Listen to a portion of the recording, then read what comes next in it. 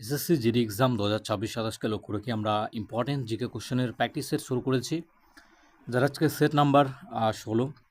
তো অলরেডি কিন্তু আমাদের 15টা সেট কিন্তু কমপ্লিট হয়েছে, যেখানে অনেকগুলো কোশ্চেন্স এবং তার সাথে অনেকগুলো এক্সট্রা ফ্যাক্ট কিন্তু নিয়ে আমরা আলোচনা করেছি অলরেডি।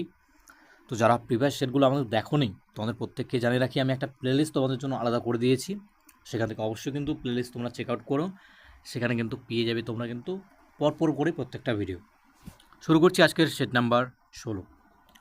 তো প্রথম কোশ্চেন আমাদের ইতিহাস থেকে রয়েছে, মৌর্য বংশের শেষ সম্রাট কে ছিলেন যাকে হত্যা করা হয়েছিল? তো কে ছিলেন? চন্দ্রগুপ্ত মৌর্য, বিন্দুসার, বৃহদ্রথ না দেববতী? কোনটি হবে এখানে সঠিক উত্তর? তো সঠিক উত্তর কিন্তু হয়ে যাবে এখানে বৃহদ্রথ। ঠিক আছে, বৃহদ্রথ হয়ে যাবে সঠিক উত্তর।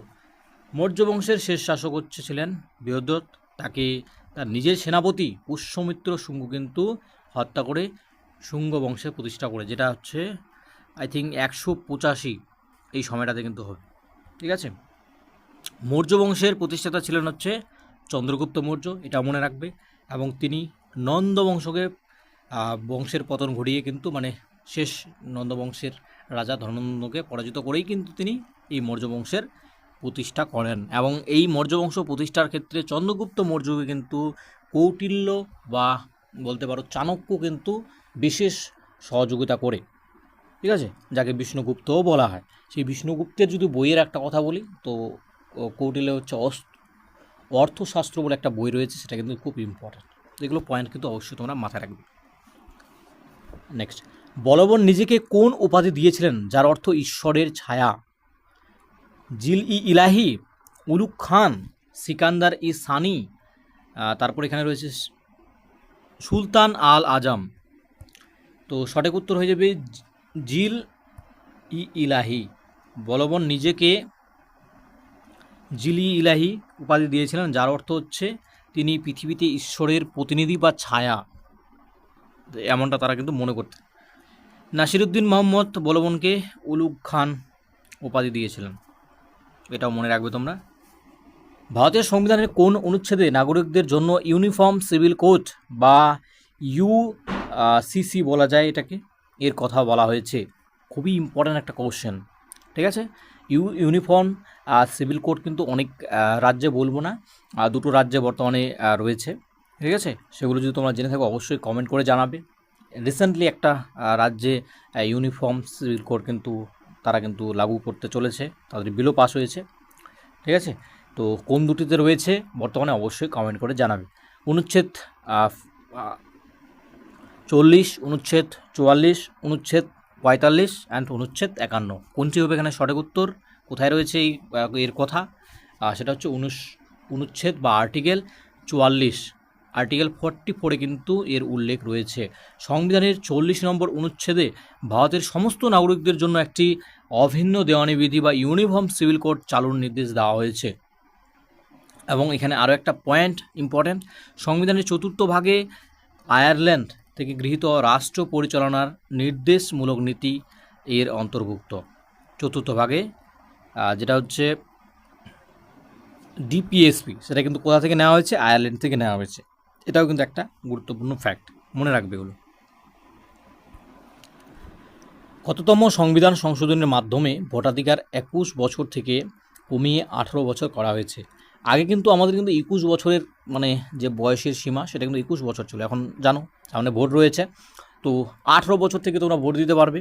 তো এই যে বিষয়টা, এটা কততম সংশোধনের মাধ্যমে করা হয়েছে? 42তম সংশোধনী, না 44তম, না 61তম, না 73তম?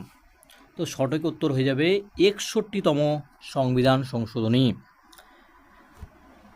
1988 সালের 61তম সংবিধান সংশোধনীর, যা 1979 সালে কার্যকর হয়, মাধ্যমে কিন্তু এই যে 21 থেকে 18 বছর কিন্তু করা হয়। ঠিক আছে, তো সালটাও মনে রাখবে, 1988 সালে সেটা কিন্তু কার্যকর হয়। এছাড়াও এখান থেকে মনে রাখবে, সংবিধানের 326 নম্বর অনুচ্ছেদ অনুযায়ী প্রাপ্তবয়স্ক ভোটাধিকার ভিত্তিতে লোকসভা এবং বিধানসভায় নির্বাচন অনুষ্ঠিত হবে। নামচা বারোয়াতে ইউটার্ন নেওয়ার পর ব্রহ্মপুত্র নদ ভারতের কোন রাজ্যে প্রথম প্রবেশ করে? ঠিক আছে, যখন ব্রহ্মপুত্র নদ নামচা বারোয়াতে গিয়ে ইউটার্ন নেয়, মানে সেখান থেকে কোন রাজ্যে প্রবেশ করে প্রথমে? আসামে, মেঘালয়ে, অরুণাচল প্রদেশে, সিকিমে। কোনটি হবে এখানে সঠিক উত্তর? তো এক্ষেত্রে সঠিক উত্তর কিন্তু হয়ে যাবে অরুণাচল প্রদেশ। অরুণাচল প্রদেশে কিন্তু প্রথম যায়। তিব্বতের মানস সরোবরের কাছ থেকে উৎপন্ন হয়ে ব্রহ্মপুত্র নদ নামচা বারোয়ায় বাঁক নিয়ে অরুণাচল প্রদেশে কিন্তু প্রথম প্রবেশ করে। এবং মনে রাখবে, আমি এর আগের ভিডিওতেও বলেছি যে ব্রহ্মপুত্র নদ দিহাং নামে পরিচিত অরুণাচল প্রদেশে, এবং বাংলাদেশে এই নদটাকেই কিন্তু বলা হচ্ছে, মানে এই নদীটাকেই বলা হচ্ছে কিন্তু যমুনা। ভারতীয় রিজার্ভ ব্যাংকের প্রথম ভারতীয় গভর্নর কে ছিলেন? Osborne Smith, CD Deshmukh, Shaktikanta Das, Sanjay Malhotra. কোনটি হবে এখানে সঠিক উত্তর? সিডি দেশমুখ কিন্তু হয়ে যাবে এখানে সঠিক উত্তর। ঠিক আছে, এটা একটু ভুল হয়েছে বানানটা, সিডি দেশমুখই হবে। ঠিক আছে, চিন্তামন, যার ফুল নাম হচ্ছে চিন্তামন দ্বারকানাথ দেশমুখ, ছিলেন আরবিআই এর প্রথম ভারতীয় গভর্নর। যদি প্রশ্নে আসে যে প্রথম গভর্নর কে ছিলেন, ভারতীয় যদি উল্লেখ না থাকে তো সেক্ষেত্রে কিন্তু ওসবর্ন স্মিথ হবে। ঠিক আছে, এটাও কিন্তু মনে রাখবে তোমরা। ভারতীয় বলা হচ্ছে সেই কারণে কিন্তু সিডি দেশমুখ। যদি ভারতীয় না হতো, প্রথম যদি বলা হতো, তাহলে কিন্তু ওসবর্ন স্মিথ হয়ে যাবে। প্রতি বছর ফেব্রুয়ারি মাসে তাজ মহোৎসব কোথায় পালিত হয়? গোয়ালিয়র, আগ্রা, লখনৌ, বারাণসী। তো আগ্রাতে কিন্তু পালিত হয়। তাজ মহোৎসব উত্তরপ্রদেশের আগ্রায় পালিত হয়। একটি গুরুত্বপূর্ণ সাংস্কৃতিক উৎসব এটি, যা সাধারণত ফেব্রুয়ারি মাসের শেষের দিকে অনুষ্ঠিত হয়। তানসেন মহোৎসব পালিত হয় মধ্যপ্রদেশের গোয়ালিয়রে। জিরো মহোৎসব পালিত হয় অরুণাচল প্রদেশে। তোমরা যদি প্রিভিয়াস ভিডিওগুলো আমার দেখো, সেখানে কিন্তু আমি এগুলো আলোচনা করেছি অলরেডি। ঠিক আছে, দেখবে, এগুলো পেয়ে যাবে সেখানে। তো এই ছিল আজকের কোশ্চেন সেট।